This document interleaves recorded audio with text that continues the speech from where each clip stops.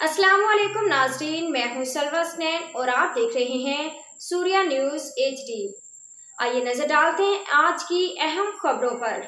Bureau chief Punjab Surya news Pakistan Shahzad Ahmad के मुताबिक दबंग पुलिस अफसर SHO वहवा कामरान इकबाल खान गौरी की गंदम स्मगलिंग में मुलव्विस अनासर के खिलाफ भरपूर कार्रवाइयां।